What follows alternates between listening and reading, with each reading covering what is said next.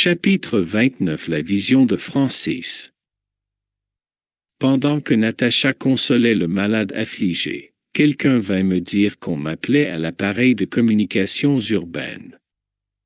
C'était Laura qui voulait des nouvelles.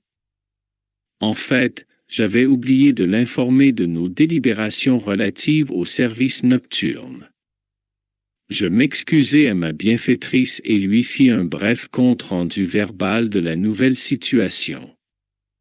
Je l'entendais exulter, à travers l'appareil, et partager mon juste contentement. Au terme de notre discussion, elle me dit tendrement: « Très bien, mon fils. Passionne-toi pour ton travail, enivre-toi de services utiles. Ce n'est qu'ainsi que nous participerons à notre édification éternelle. Et rappelle-toi que ma maison est aussi la tienne. » Ces mots m'emplirent de nobles motivations. Retournant au contact direct avec les malades, je remarquai que Natacha luttait héroïquement pour calmer un jeune homme qui montrait de singuliers dérangements. Je cherchai à l'aider. Épouvanté, les yeux fixés dans le vide, le pauvre enfant hurlait. « Venez à mon secours, pour l'amour de Dieu. J'ai peur, très peur. » Il avait les yeux hagards de ceux qui vivent une grande frayeur. Il renchérit. « Sœur Natacha. Il arrive. Le monstre. » Je sens de nouveau les vers. C'est lui. C'est lui. Libère-moi de lui, ma sœur. Je ne veux pas. Je ne veux pas. Calme-toi, Francis, demandait la compagne des malheureux. Tu vas te libérer et retrouver la sérénité et la joie, mais cela dépendra de tes efforts. Tu fais en sorte que ton esprit soit une éponge imbibée de vinaigre. Il te faut expulser cette substance amère. Je t'aiderai à le faire, mais la plus grande partie du travail te revient. Le malade fit preuve de bonne volonté et se calma en entendant les tendres conseils, mais il pâlit de nouveau et s'exclama. « Mais ma sœur, observe bien. Il ne me laisse pas tranquille. Il est déjà revenu me tourmenter. Regarde. Regarde. » « Je le vois, Francis, répondit-elle sagement, mais il est indispensable que tu m'aides à l'expulser. Ce rêve diabolique, ajouta-t-il, en se mettant à pleurer comme un enfant, attirant la compassion. Aie confiance en Jésus et oublie le monstre, continua pieusement la sœur des malheureux, nous allons t'appliquer des passes. Le rêve s'éloignera de nous. Elle lui appliqua des fluides salutaires et réconfortants que Francis reçut en manifestant une grande joie dans son regard. « Maintenant, je suis plus tranquille, » dit-il une fois terminé le traitement magnétique. Natacha ajusta les barreaux du lit et demanda à une servante de lui apporter de l'eau magnétisée. La démonstration de l'infirmière m'édifia. Le bien comme le mal, quels qu'ils soient, sont mystérieusement contagieux. Constatant mon sincère désir d'apprendre, Natacha s'approcha de moi, se montrant disposée à m'initier au sublime secret du service. À quoi le malade faisait-il référence? Demandai-je, impressionné. Serait-il assailli par une ombre que je ne peux apercevoir? La vieille servante des chambres de rectification me sourit tendrement avant de prendre la parole. Il s'agit de son propre cadavre. Vraiment?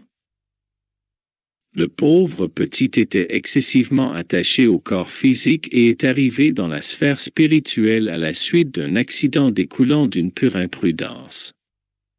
Il est resté pendant de nombreux jours aux côtés de sa dépouille, dans le tombeau, sans s'adapter à sa nouvelle situation. Il tentait résolument de relever ce corps rigide, sous l'emprise de l'illusion dans laquelle il vivait et a gaspillé beaucoup de temps à cette triste tentative. Il était effrayé à l'idée d'affronter l'inconnu et ne parvenait pas à se détacher des sensations physiques. Il n'a pas pu obtenir de secours des sphères plus élevées parce qu'il fermait sa zone mentale à toute pensée relative à la vie éternelle. En fin de compte, les vers l'ont tant fait souffrir que le pauvre, horrifié, s'est éloigné du tombeau. C'est alors que débutèrent ses pérégrinations dans les zones inférieures du seuil. Cependant, ceux qui furent ses parents sur la terre disposaient ici d'importants crédits spirituels et demandèrent son internement dans la colonie. Les Samaritains nous l'ont amené presque de force. Son état demeure cependant si grave qu'il ne pourra pas quitter de sitôt les chambres de rectification. L'ami qui fut son géniteur dans la chair accomplit présentement une mission dangereuse loin de nos solars. Et il vient visiter le malade? Demandai-je. Il est venu 2 fois déjà et fut très ébranlé de constater la souffrance du jeune homme qu'il observa discrètement. Le jeune homme souffre tant qu'il n'a pas reconnu son père généreux et dévoué. Il hurlait, affligé, montrant sa douloureuse démence.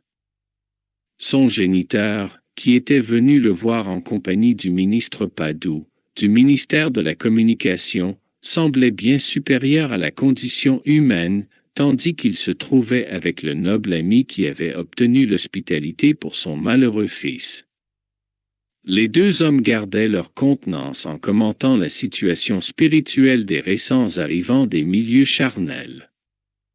Mais quand le ministre Padoue se retira, pour vaquer aux obligations du service, le père du jeune homme me demanda de lui pardonner son geste humain et s'agenouilla devant le malade. Il lui prit les mains, anxieux, comme pour lui transmettre de vigoureux fluides vitaux, et posa ses lèvres sur la figure du malheureux en pleurant à chaudes larmes. Je ne pus retenir mes larmes et me retirai, les laissant seuls. J'ignore ce qui se passa ensuite entre eux, mais je remarquai qu'à compter de ce jour, l'état de Francis s'améliora franchement. Sa démence totale se réduisit à des crises qui sont maintenant toujours plus espacées. Comme tout cela est émouvant, m'exclamai-je, fortement bouleversé. Mais comment l'image du cadavre peut-elle le poursuivre? La vision de Francis, précisa la vieille servante avec attention, est le cauchemar de nombreux esprits après la mort charnelle. Ils se sont attachés démesurément au corps, n'entrevoyant rien d'autre, ne vivant que de lui et pour lui, lui vouant un véritable culte, de sorte que quand est venu le sommeil rénovateur, ils ne l'ont pas abandonné. Ils ont repoussé toute notion de spiritualité et ont lutté désespérément pour le conserver. Toutefois, les vers voraces ont surgi et les ont chassés. À compter de ce moment, ils ont pris leur corps en horreur et ont adopté une nouvelle attitude extrémiste. Par conséquent, cette vision de leurs cadavres, qu'ils ont eux-mêmes créée mentalement, les tourmente au plus profond de leur âme. Cela entraîne des perturbations et des crises plus ou moins longues et plusieurs en souffrent jusqu'à l'élimination complète de ce rêve. Constatant mon ébranlement, Natacha ajouta. Grâce au Père, je me suis beaucoup amélioré pendant ces dernières années de service. Comme est profond le sommeil spirituel de la majorité de nos frères dans la chair. Nous devons nous en soucier, mais nous ne devons pas en souffrir. La chrysalide se colle à la matière inerte, mais le papillon prendra son envol. La semence est presque imperceptible, et pourtant, le chêne sera gigantesque.